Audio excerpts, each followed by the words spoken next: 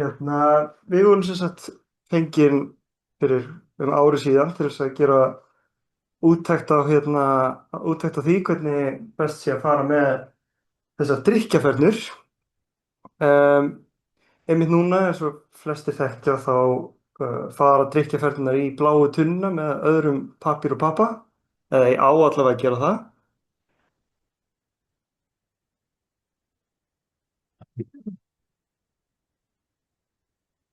Um, Þetta eru allt í allt svona um það byrjum 20.000 tonn af pappír og pappaumbúðum sem safnast í þessar bláu tunnur og þar af eru 3% drykkjarfernur.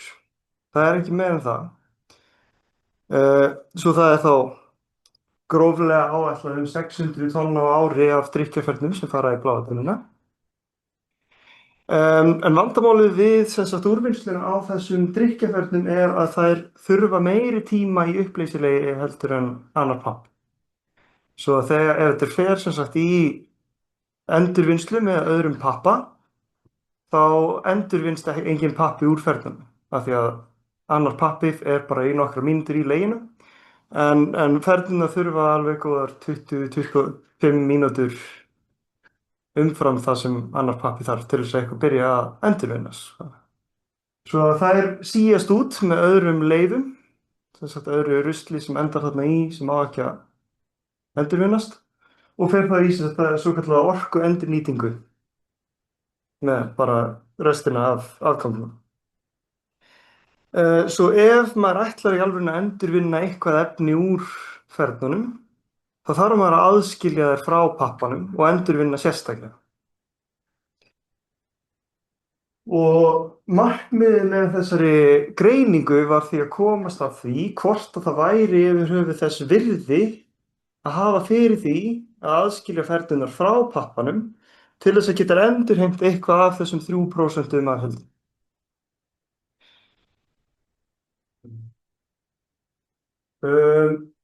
Til þess að komast, velkomin, til þess að komast að því að ykkur leiti, þá settum við upp 4 svona scenario, 4 aðferðir, eins og við kallum það hérna, til þess að meðhöndla drykkjarfernurnar. Við erum með þess að aðferð 1 sem er í rauninni baseline scenario, það sem er eins og flest, margir aðrir gera hér á landi núna, allavega Terra og umhverfisþjónusta og gámaþjónustan og Sorpa gerði fyrir nokkrum árum síðan, sem er sem sagt að vera ekkert að flokka þessar fernur frá. Það er fara bara með öðrum pappa í endurnýtingu í Roermond í Hollandi, þar sem það er síast út og eru brenndar af því að það endurvinnst ekki það. Hér er þá endurvinnslu hlutfall af sem sagt heildar straumnum úr bláu tunnunum 90%, sem er þá 93% af blönduðum pappa og svo ekki neitt af fernum. Og þetta kostar 5,9 krónur á kílóið. Allur þessi pappi er sendur út til Roermond og þar kvartaðir undan því að þeir geta ekki nýtt fernum eða hvað? Ég veit nú ekki til þess að þeir kvart sérstaklega yfir því að geta það ekki. Þetta endar bara með... Og það væri hærra eða það væri ekki með eða hvað? Það allavega, sko, ég reyndi að komast að því hvort að það væri rukkað eitthvað annað verð fyrir sem sagt pappa sem væri ekki með fernum í. Við borgum þeim fyrir að taka við þessu. Það er það. Við borgum þeim sem sagt fyrir að taka við þessu endurvinna. 5,9 krónur á kíló. Mér skilst að það væri ekki minna ef að fernurnar væru ekki þarna. Það við breyta litlu fyrir það allir. En... 3%. Já, þetta er... Það er bara með öðrum leifum, eins og ég segi. Þetta er bara afgangur, sko. Það síast út. Svo er sem sagt aðferð 2 og þetta er það sem Sorpa gerir núna. Það er það að þeir senda allan strauminn til Gautaborgar í flokkunarstöð þar sem að sem sagt rýfur upp baggana af pappa, flokkar út úr fernur og þjappar þeim svo aftur saman, sendir fernurnar til Norrköping í sér endurvinnslustöð þar sem getur endurunnið fernurnar og fer svo með restina af pappanum til Roermond og endurvinnur þar. Sem er þá sama stöð og er í aðferð 1 nema þá eru fernurnar ekki að koma með. Það fara sett í sér endurvinnslu. Þá er endurvinnsluhlutfallið í heild komið upp í 92%. Það bætast við 70% af þessum 3% sem eru fernurnar. Og þetta kostar 18,2 krónur á kílóið. Heildarmagnið eða bara fernur? Á heildarmagnið. Á heildarmagnið. Já. Svo þetta er þá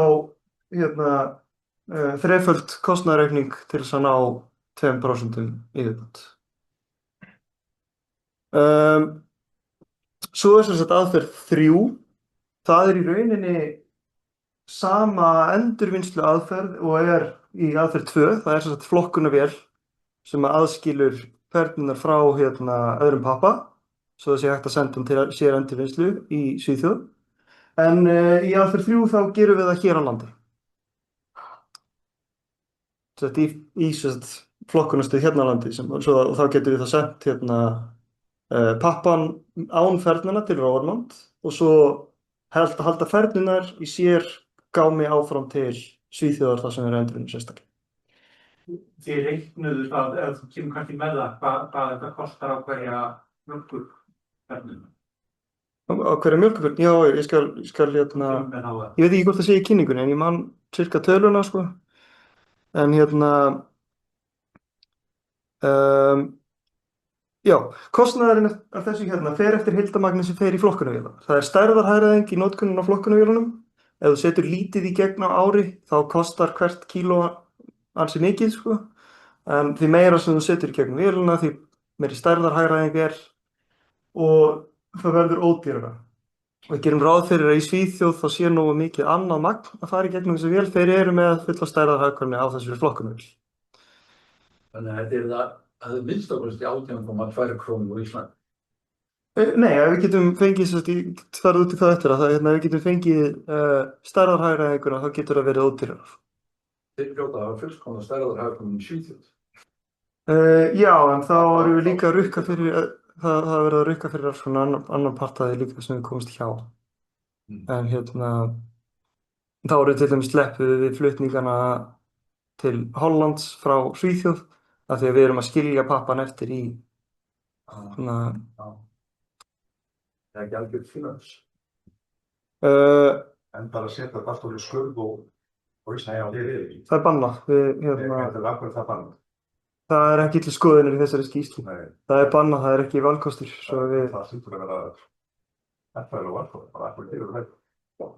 Ég meina já, það er auðvitað hagfræðilegur valkostur að gera það, sko. Skil ekki akkurat það bannað. Við skoðum það nú reyndar í annarri skýrslu, þá skoðum við bann við urðun á lífrænu efni, var það ekki? Jú, og lífbrjótanlegum. Lífbrjótanlegum, og við komumst að því að það borgaði sig ekki, en við vorum... Bannið borgaði sig eftir þetta? Bannið borgaði sig ekki, sko, en við vorum skammaði fyrir það því að þetta var tilskipur frá Evrópusambandinu og náttúrulega mótmæli enn ekkert, sko, en við vorum með þess að þetta var okkar matsamt, sko.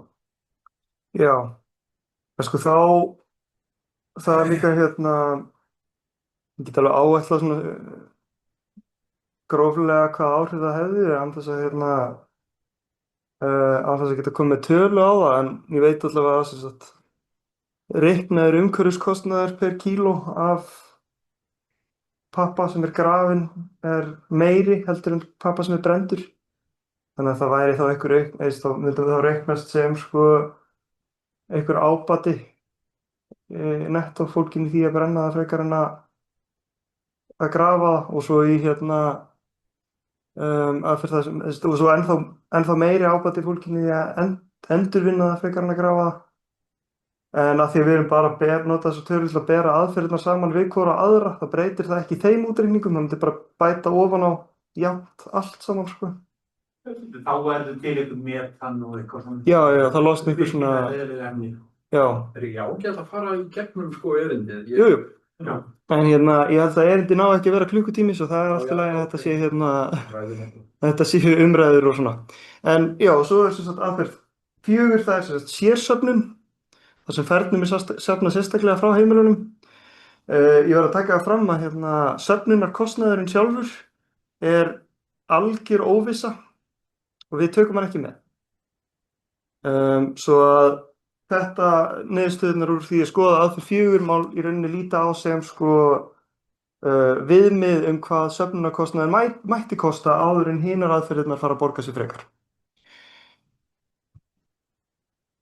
Hér er þá tafla sem tekur saman sko per tonn af pappa úr bláa bókunum hvað þessar mismunandi aðferðir kosta. Hérna þá í efstu línunni er kostnaður per tonn fyrir mismunandi aðferðir. Ódýrasta aðferðin er náttúrulega aðferð 1. Nei, reyndar, það er aðferð 4 ef maður sleppir söfnunarkostnaðinn. En þegar söfnunarkostnaðurinn er að fara að vera einhver, þá myndi ég nú segja að aðferð 1 sé ódýrust, sem er náttúrulega, hún er í rauninni að gera minnst. Þá er maður að senda allan pappan til endurvinnslu. Það er ekki að blasir það ekki við, sko, að söfnunarkostnaður er allt gert á heimilunum. Já.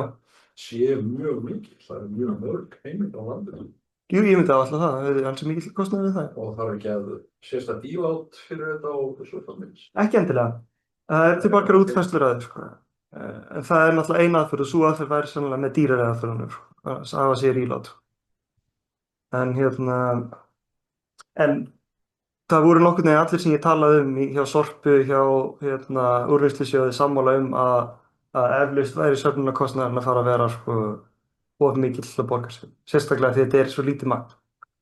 600 tonn. Já, 600 tonn, sagði það ekki. Það væri of lítið magn á ári til þess að það væri effektíft að sérsöfnundur. En dýrasta aðferðin er aðferð 3 ef það næst ekki stærðarhagkvæmni í flokkunarvélum. Að flokka þetta hér á Íslandi er dýrast ef við náum ekki stærðarhagkvæmni. Ef við getum náð stærðarhagkvæmni þá er það ódýrara heldur en í Svíþjóð og þetta felur í sér þá stærðarhagkvæmnina því að koma öllum 20.000 tonnunum í vélarnar hérna á Íslandi. En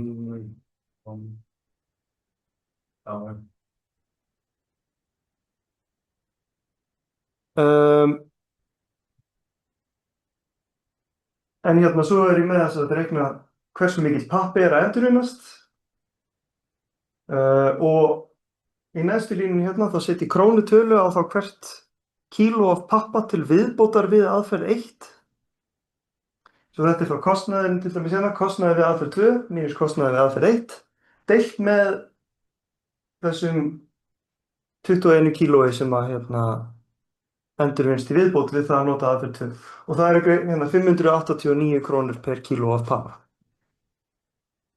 sem er absúrt há tala. Það er markaðsverð á endurunnum pappa er eitthvað svona eins og 20 krónur per kíló og þetta nálgast 600 krónur þarna. Svo þetta er alveg mjög dýr leið til að ná pappa úr þessum ferðum.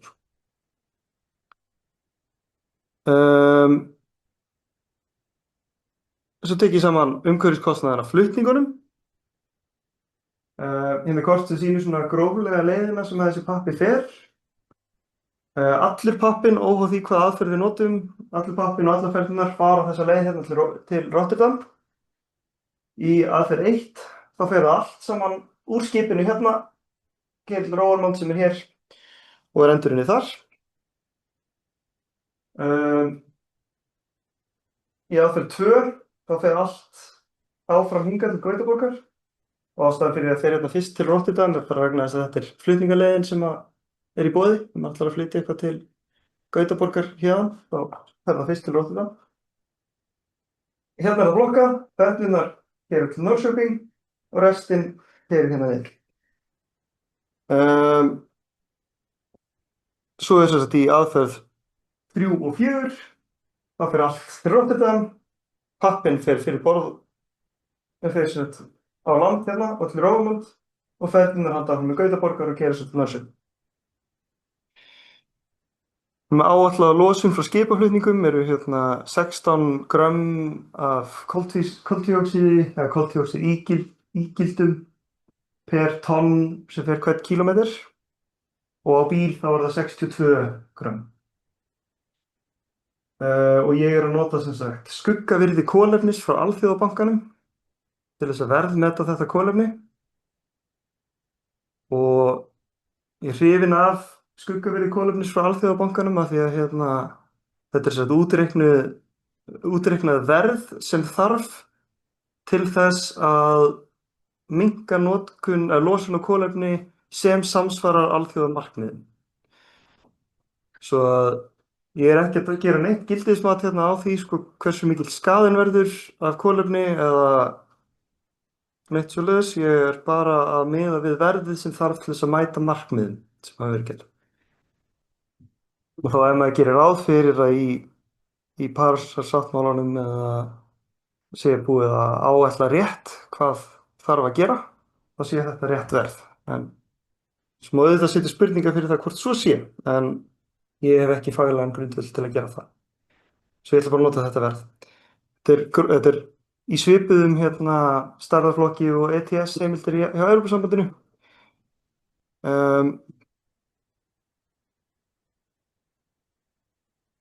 Svo það passar að einhverju leyti við önnur dæmi verðið á kolefni. Allar aðferðirnar kosta nokkurn veginn það sama per auka tonn. Það er einhver 0,34 krónur per endurunni kíló umfram aðferð 1 nema aðferð 2 af því að aksturinn frá Svíþjóð til Hollands er langur. Það er það eina sem munar eitthvað hérna. Það er þessi akstur og setti ég varnagla við þessar aðferðir og það væri eflaust hægt að finna einhverja aðferð þar sem maður kemst hjá þessum akstri en nota samt aðferð 2. Þannig að það væri þá í svipuðum stærðarflokki og allt hitt. En þetta er allavega það sem þessi aðferð býður upp á núna. Svo það er það sem er skrifað þarna niður.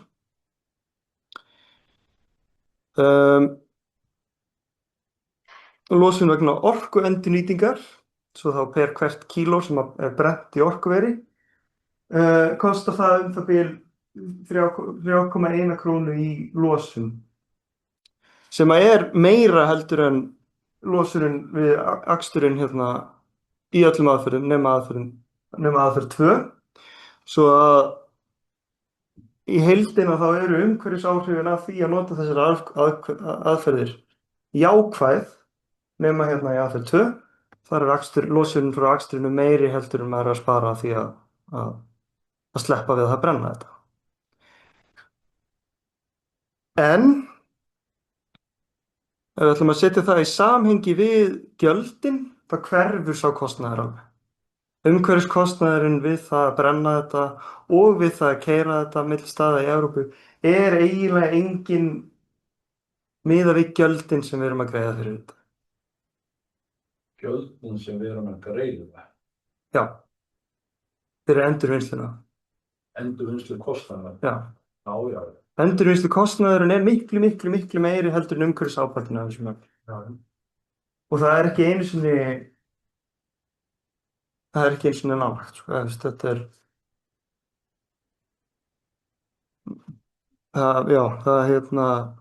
þetta er í hundruðum króna per kíló og umhverfiskostnaðurinn er í mesta lagi 30 og eitthvað krónur, svo þetta er alveg hverfandi þessi umhverfiskostnaður. En svona helsti lærdómurinn sem ég dregið úr þessari greiningu er það að þessar flokkunarvélar eru allt of dýrar til þess að þess vilja nota þær. Af því að maður þarf að setja til þess að í rauninni, til þess að fá eitthvað út úr þessum 3% þarf maður að setja 100% af efninu í gegnum flokkunarvélarnar. Svo meiri segja allt þetta efni sem þú ert ekki að reyna að flokka frá og það þarf að fara í gegnum þetta og það kostar eitthvað. Þannig að þetta er rosalega mikill jaðarkostnaður við það að bæta þessum 2% við í nýtingarhlutfall.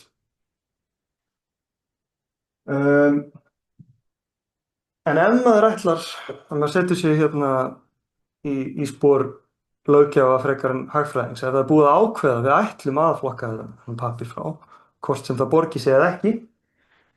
Ef það er hægt að nota stærðarhagkvæmnina og gera þetta hérna á Íslandi, þá er það betra heldur en að flytja það til Svíþjóðar og láta þá flokka pappan frá. Ef ekki, þá er betra að sleppa og láta Svíana bara sjá hann.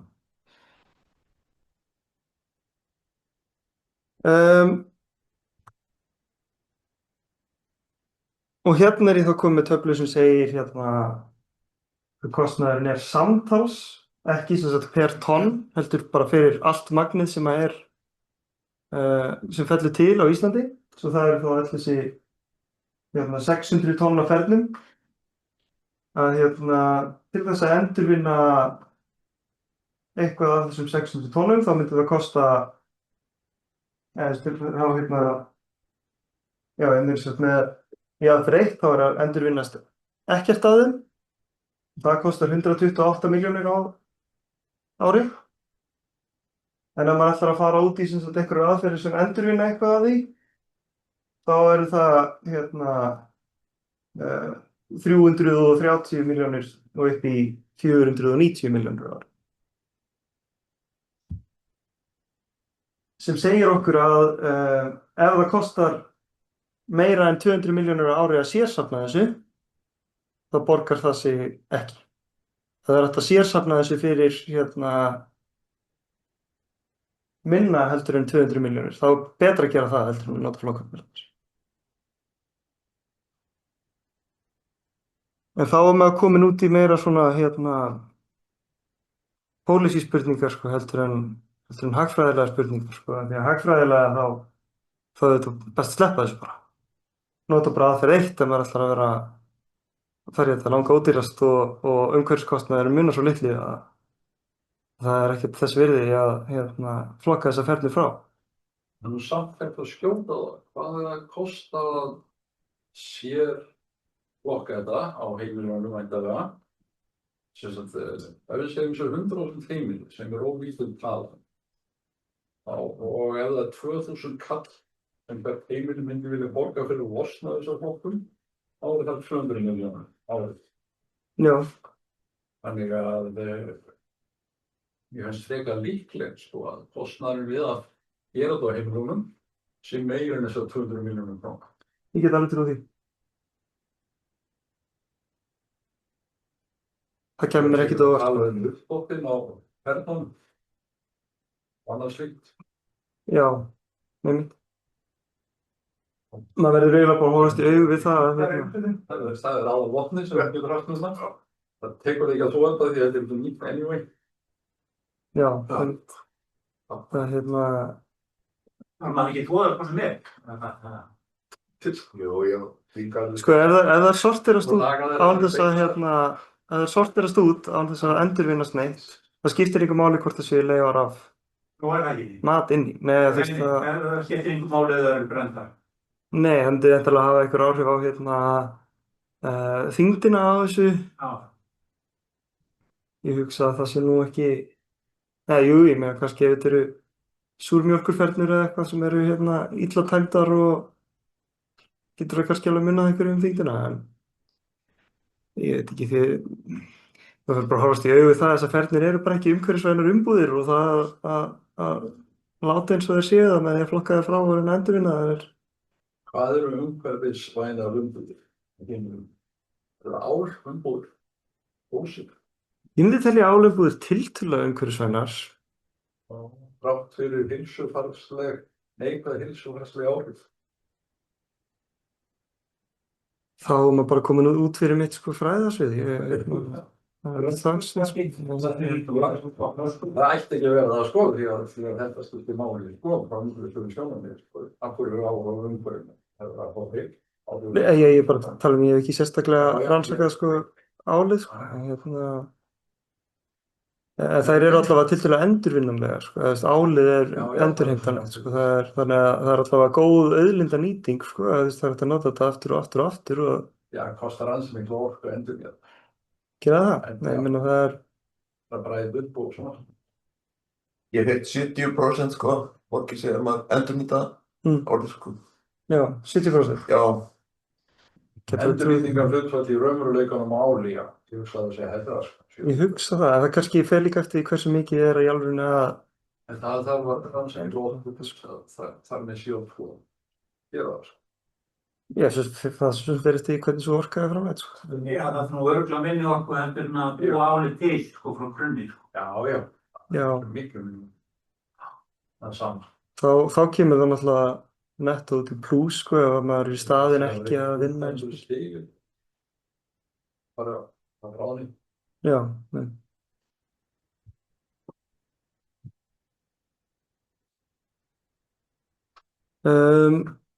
Já, hérna eru þá helstu niðurstöður. Flokkunarvélarnar eru mjög dýrar.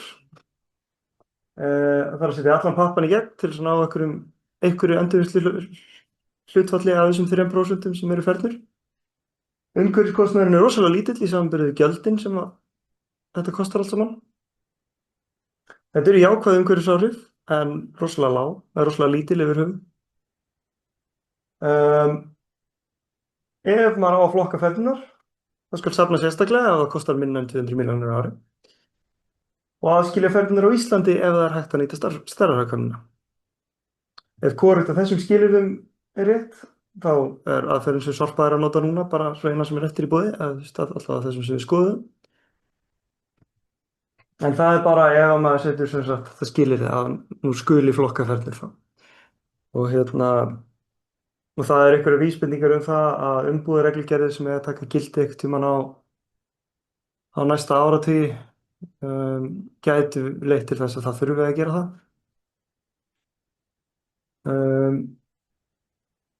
En mér finnst þetta svona vekja upp spurningin hvort að endurvinnsla af pappa í sjálfu sér sé nógu ábatasöm til þess að réttlæta kostnaðinn sem við erum að setja í. Frekar bruni. Já. Eða þannig sé, sko, auðvitað líka góð spurning að spyrja frekar en að grafa það eða eitthvað annað, sko. En Vatnsæðans í Hong Kong sem er fellað þétt. Það getur ekki grafið niður mjög mikilvægt.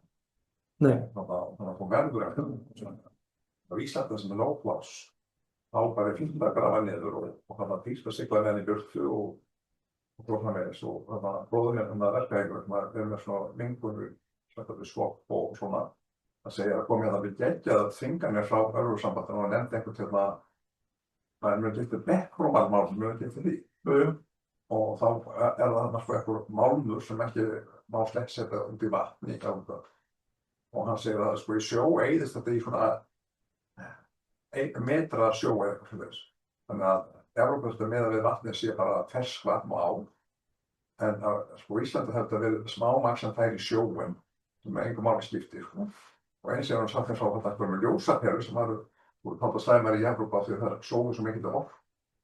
Og hann á Íslandi bara alltaf leið það hýtaði úr svona pílítur sem ljósaperur. Þannig að það verðum að taka upp svona skrýtnar reglur úr umhverfi sem er bara alltaf öðruvísi nákvæmlega. Margt fólk, það líkti svo að hér er hátt fólk á Skólavörðusvæði. það er Það er spyrja, sko, og það kunna vera innan sérfræði.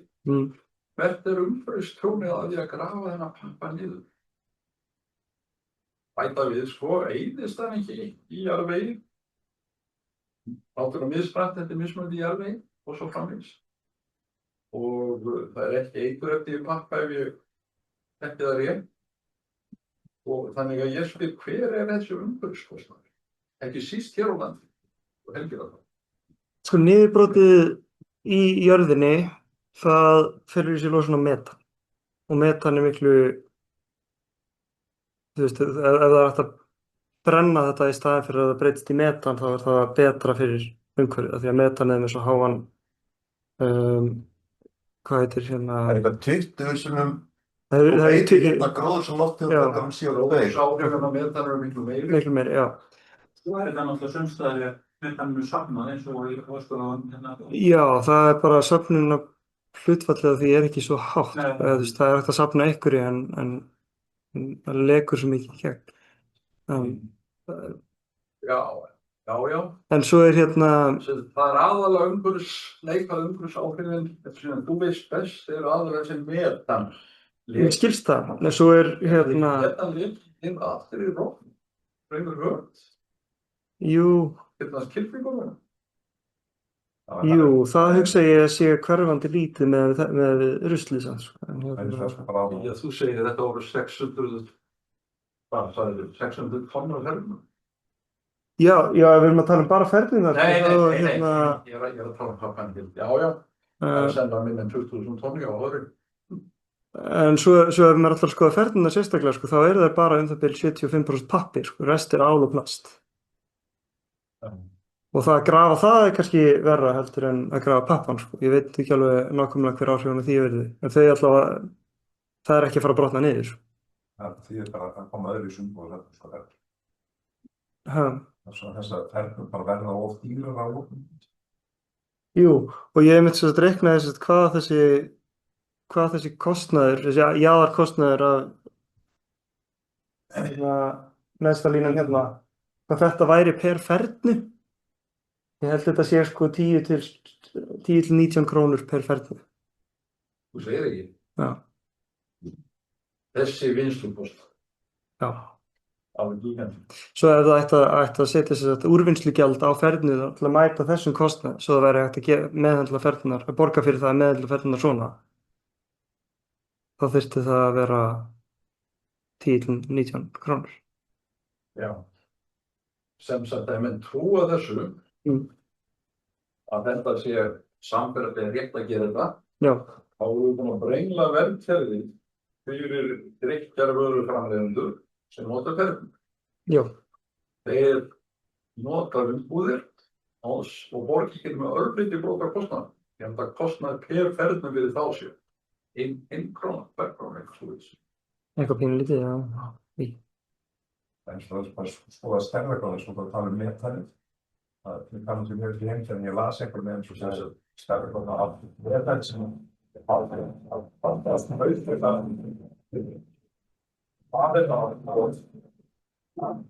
og hálfur prósent af öllu metanið sem það út í heim og það er líka berjóða. Og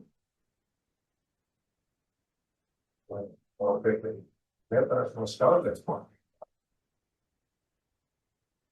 En þetta metan sem þú talar um að koma upp, þú náttúrulega ekki slegja á það hvað það geti kostað mikið með sama hætti eins og þetta á CO2.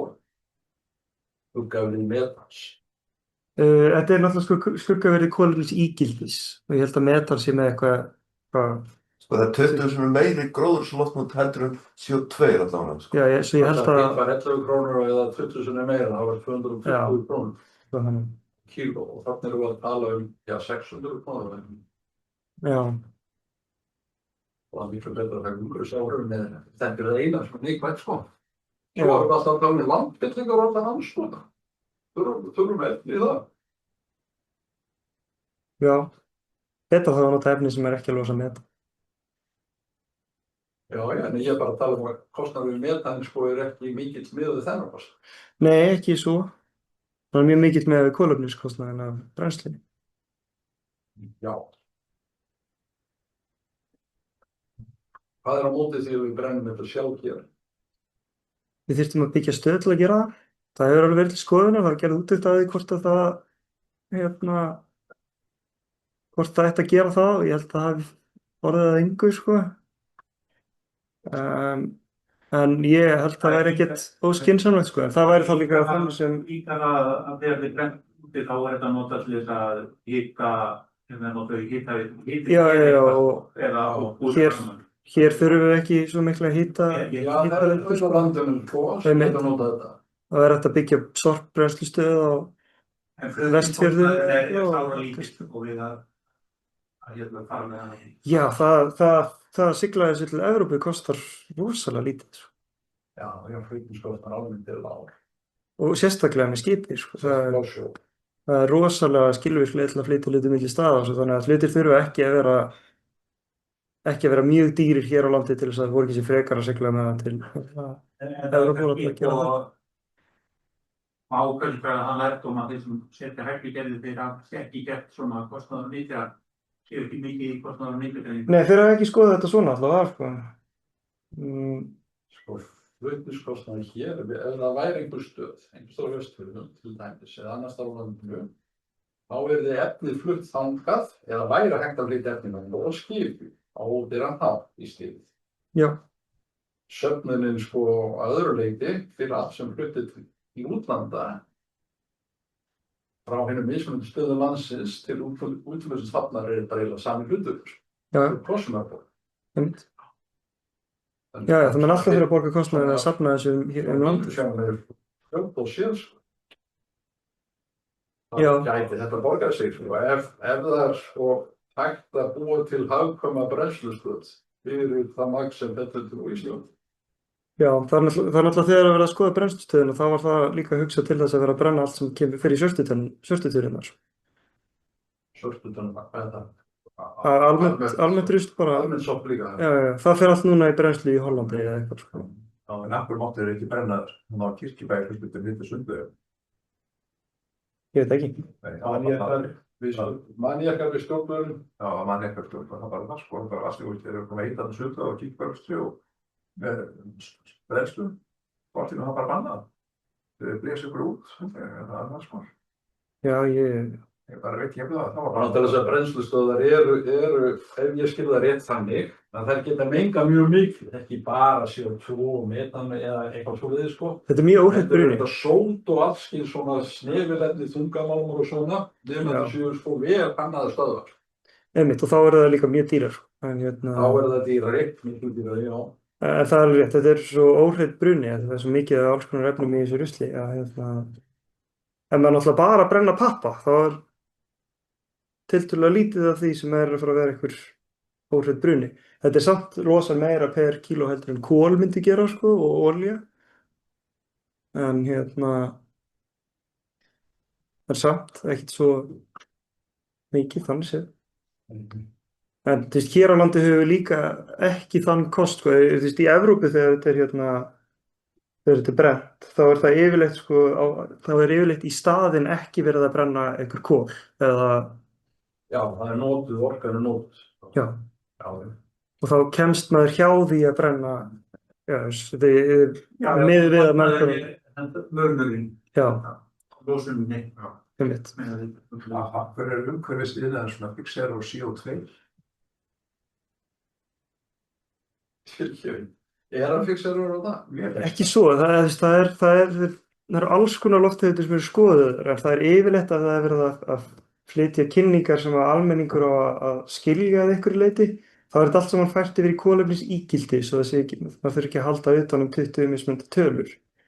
Bara þetta summera þær allar saman í einu, eins og maður sé að tala kvótann en ekki allan kvótann fyrir allar mismunandi fisktegundirnar.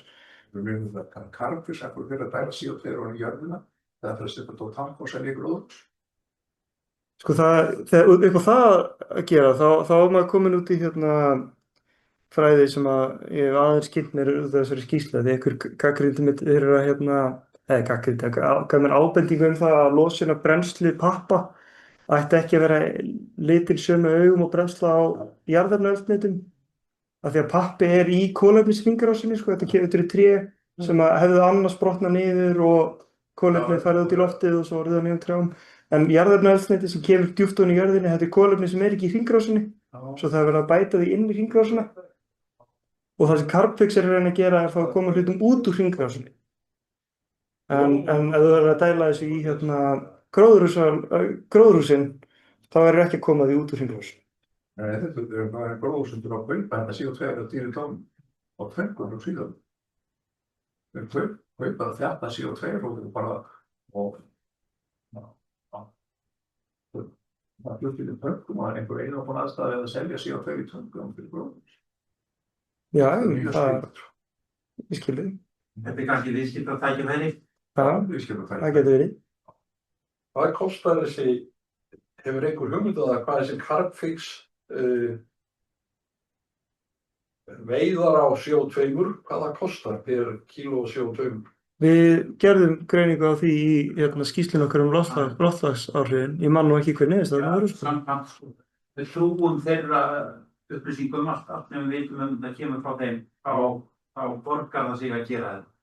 Já. Það kostar allavega minna. Minna en 11 krónur per kíló. Já. Eitthvað svo lítið, já. Þá vorum við að nota ETS heimildir sem viðmiðunarverð, sko. En eins og ég segi, það í sama stærðarflokki, sko. Já.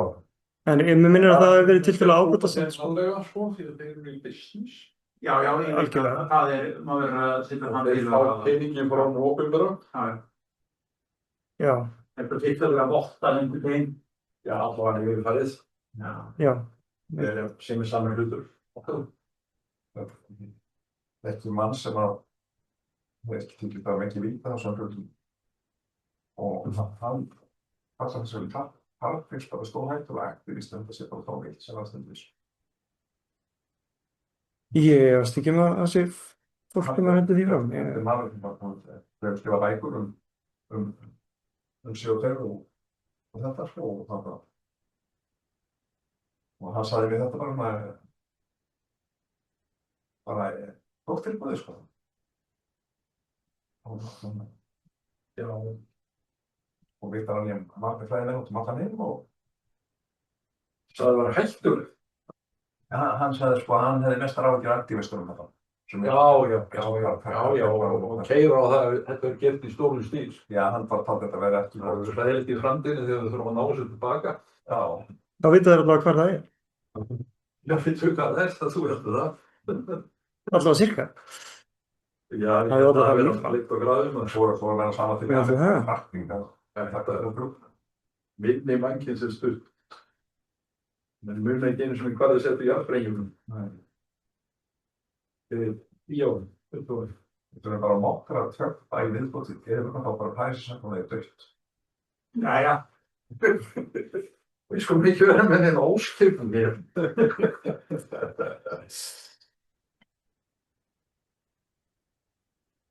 Já, ég er alveg búið með kynninguna, en það er nóg eftir að tíma ef við viljum halda áfram að spjalla hluti, sko. Það er eitt sko með maður brennanálegt sjó, sko þetta fræga díóxín sem hættur efni seglur út í náttúruna, sko sorpbrennsla á Ísafirði hún var gerð ólögleg út af þessu, svo var þetta vist ekki eins mikið díóxín þarna á svæðinu sko eins og var talið, sko það er út í þetta inniheldur klór, sko þessi klórflúor efni sko.